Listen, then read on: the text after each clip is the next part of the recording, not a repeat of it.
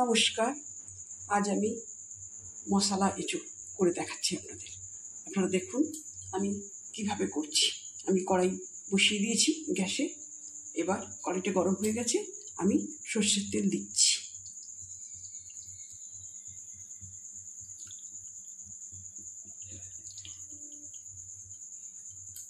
তেলটা গরম হলে আমি এঁচোড়গুলো ভেজে তুলব।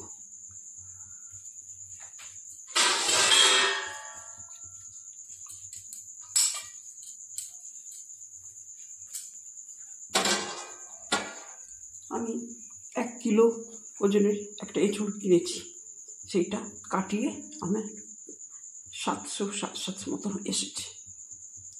তাহলে দেখুন আমি এঁচোড়টা ভাজতে দিচ্ছি।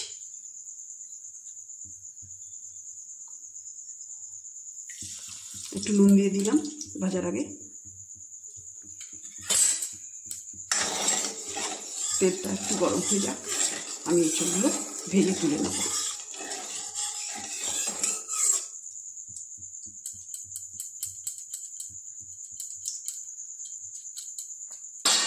আমি এঁচোড়গুলো এবার দিয়ে দিচ্ছি।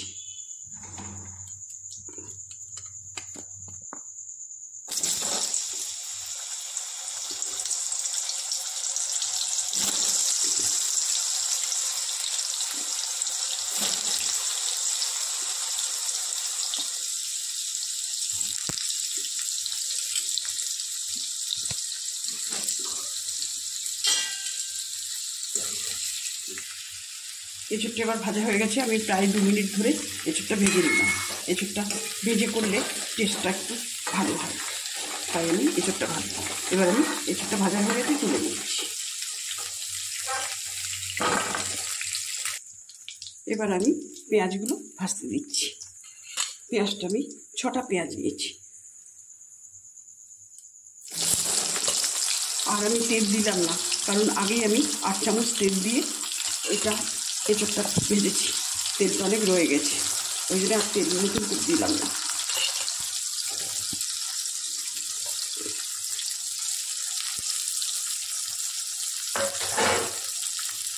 পেঁয়াজটা ভাজা হতে থাক।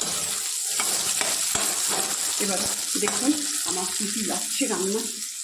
আমি এতে 4টে টমেটো, 6টা কাঁচা লঙ্কা, আদা 2 ইঞ্চি, রসুন বড় সাইজের গোটা একটা নিয়েছি, আর নিয়েছি হলুদ গুঁড়ো আর কাশ্মীরি মির্চ 1/4 চামচ, আর 3 চামচি টক দই নিয়েছি, ফেটিয়ে রেখেছি। আর এঁচোড়ের টেক্সচারটা মিটি, সেই জন্য আমি একটু মিট মশলা দিচ্ছি এতে। আর নিয়েছি 2 গুছি ধনে পাতা, 2 গুছি পুদিনা পাতা, আর একটা তেজপাতা।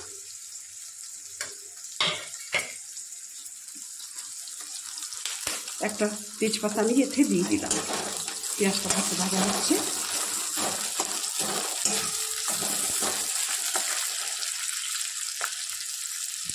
এবার আমি এই বাকি মশলাটা দিয়ে দিচ্ছি। এই রসুন, আদা,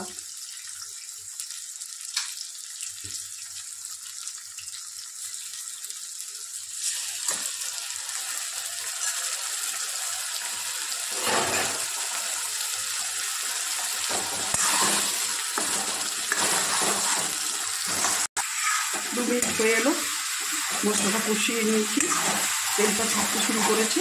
এবার আমি বাকি মশলাগুলো দেবো। আমি তখন বলতে ভুলে গেছি, চিনি অল্প একটু চিনি দিচ্ছি, খুব সামান্য।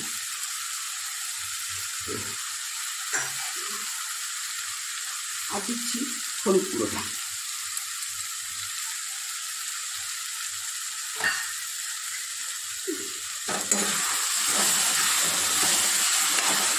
আর একটু নুন আমি এখনই দিয়ে দিচ্ছি 1 চামচ।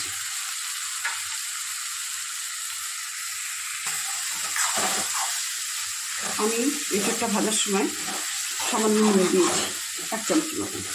এবার এই কষায় 1 চামচ দিলাম, আপনারা সেই মতন নুনটা দেবেন। আর দিচ্ছি কাশ্মীরি মির্চটা।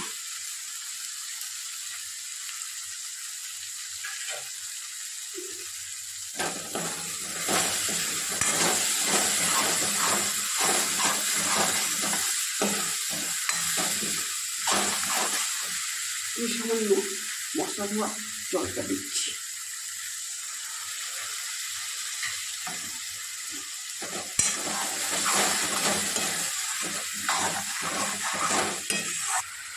মশলাটা কষা হয়ে এসছে, আমি এবার দইটা দিয়ে দিচ্ছি।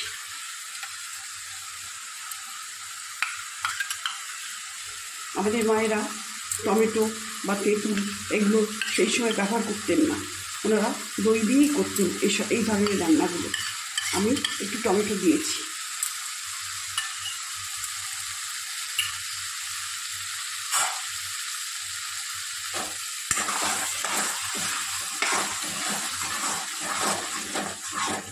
এই ধরনের রান্নাগুলো মানে ঠিক মতন করলে, যেভাবে আমি করছি সেই মতন করলে মাংস মাছের একদমই প্রয়োজন হয় না, এবং মাংস মাছ ফেলেই এগুলো খেতে ইচ্ছা করবে।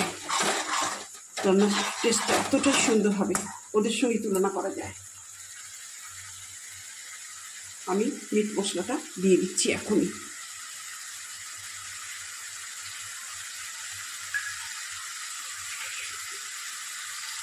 আর দিচ্ছি, এটাতে মোটেই জল পড়বে না, একটু কষার সময় তলাটা যাতে না লেগে যায় তার জন্যে অল্প ছিটে জল চলতে পারে, যেমন আমি দিয়েছি। এবার আমি দিচ্ছি ধনেপাতা।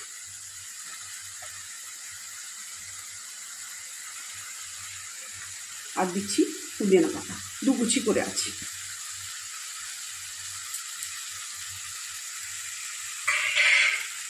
এঁচড়ের সঙ্গে পুদিনা পাতার কম্বিনেশনটা ভীষণ সুন্দর।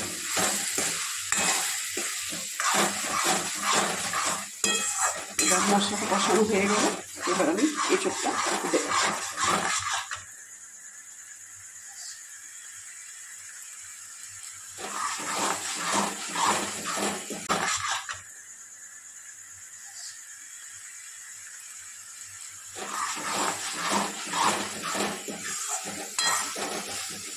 এঁচড়টা এবার দিয়ে দিচ্ছি।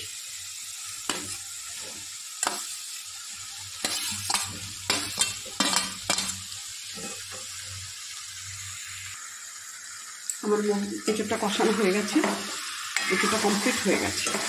আপনারা প্রথম থেকে শেষ অবধি রান্নাটা দেখবেন, দেখে যদি ভালো লাগে অবশ্যই আমাকে কমেন্টস করবেন আর সাবস্ক্রাইবও করবেন। আপনারা করে এইভাবে করে খাবেন এবং আপনার বন্ধুবান্ধব পাড়াপড়শি আত্মীয় কুটুমকে শেয়ার করবেন। অবশ্যই আশা করি অবশ্যই এই রান্নাটা ভালো লাগবে, কারণ আমি এতবার করেছি এই রান্নাটা, কেউ কখনো খারাপ বলেনি। এতে কিন্তু জল একদমই পড়েনি, একদম যেভাবে কষা মাংস হয় ঠিক সেভাবেই করেছি।